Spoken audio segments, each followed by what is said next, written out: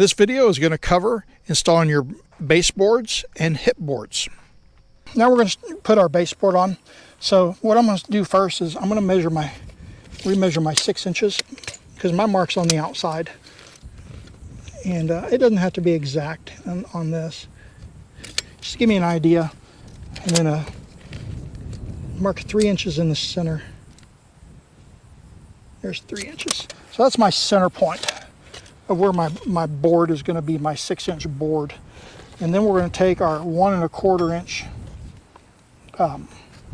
conduit strap, and we're going to go ahead and bolt it on there. You can kind of line the ears up with the with your string.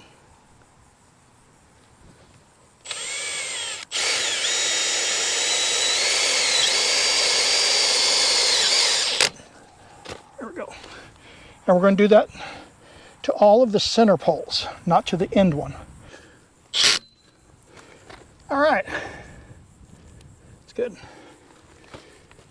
Now we're ready to put our board on.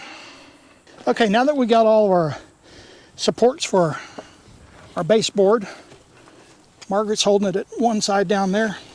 I'm holding it to this side, and we're going to line it up with our string line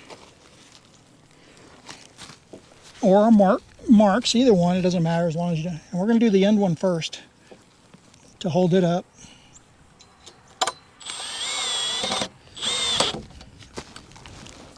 There we go. Then I'm going to go down to where Margaret is, and I'm going to put one in on the conduit clamp. That'll hold the end of the board up. Okay, before you go any further, I got one screw at both ends. We measured it up with our marks on our poles. Our string has sagged, so that's really not a good indicator unless you make sure it keeps that you keep it tight all the time. But as you can see, the first go we're perfectly level. So at that point, we can go ahead and secure it in. Okay, so here's where I put the first screw in to hold it, and then now we're going to go through and do all of the screws down the entire length. Our lumber needs to be cut for both of the baseboards. Lumber, when I measured it, we're using 10-foot pieces, 2 10-foots along the sides. We have a 20-foot long greenhouse, so that's 2 boards to cover one whole side. And you can see the difference in it. One's like 1 inch off, one's ½ inch off. So, you know, that's just something you might have to do is cut your boards to length.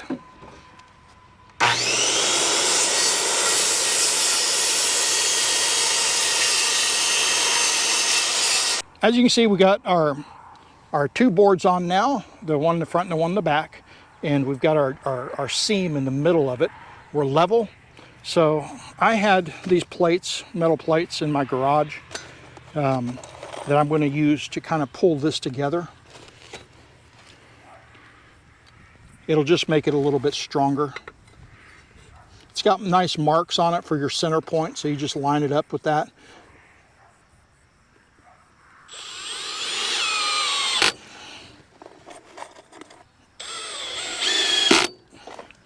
All right, and that pulled the 2 boards together, made a nice tight fit, and we are perfectly level with our baseboard.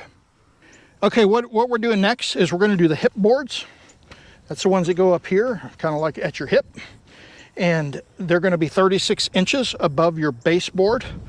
So instead of wielding a tape measure that kind of gets difficult sometimes, you know, rolling up inside while you're trying to, you know, make a mark, I just took my level and I marked 36 inches. So this is just going to be a template for me to easily mark my 36 inches.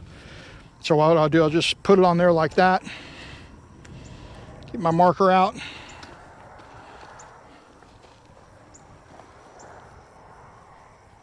And mark 36 inches. Then we'll go to the next one.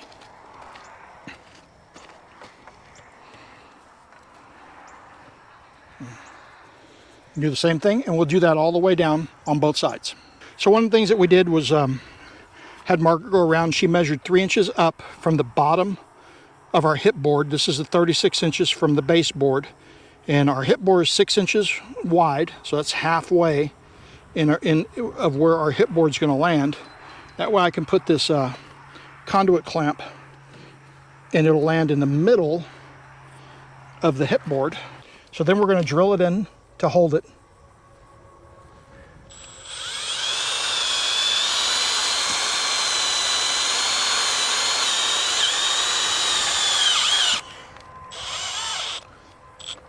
And what that also will do is once the hip board is on, it'll keep this from sliding down over time. Okay, once you're sure you're level, we're just gonna screw it into place. I'm gonna do a couple of them right here.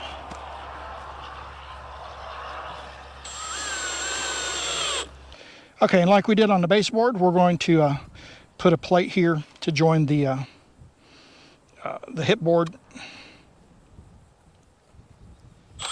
together.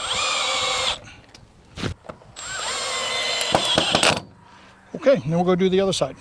Okay, so with this, with the hip board, they give you the same clamp, I guess you could say, to hold it on to the bow.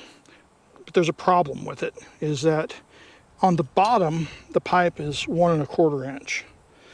On the top, the pipe, I think it's 1 inch. So when you put this on, you can see it moves. So if I was to put that on there and put it on the board, this is what my board will do. So this is not a good solution to strapping your ends down on your hip board. It works great for the base, but not for the hip board. So what I did was I went and I bought, it's called plumber's tape. It's basically a metal braided metal tape, and I cut it to length.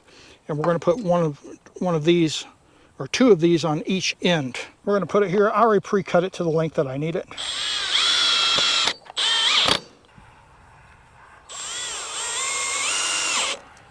All right, so we got the end on. I showed you that, and we're going to wrap that around real tight. And then we're going to put a Tech screw in it, or a machine screw. There we go. Now it's tight and it doesn't flop around. Yeah, this hole here was a Tech screw I put in, and when I had it all together, that board was flopping, so I had to come up with a different solution to hold that hip board up good and tight on there. There we go. Now it's good and tight. That was a process of installing your hip board and baseboards. It's really not too hard. It helps if you have somebody to help you hold the boards up, though, instead of trying to manhandle them yourself. I wanted to also mention that everybody's situation may be different as far as the ground is concerned. Because if you look at this side here, I've got a pretty good gap. It's about a 5-inch space between the ground and the baseboard. And then coming down to the other end, I've got almost no gap. The reason for that is I'm not on level ground. I've got a slope here, and I didn't really want to spend a long time trying to build up one end of the greenhouse or dig out the other to make it level. So everybody's situation is going to be different based on the ground that you're putting this on. So once we're done, we're going to have to come in here and put some sort of a filler in there. In our case, I have some old corrugated metal that was on the property that we've actually used for a potting shed as well. And I'm going to install that in that gap all the way down to fill in for the uneven ground that we're building our greenhouse on.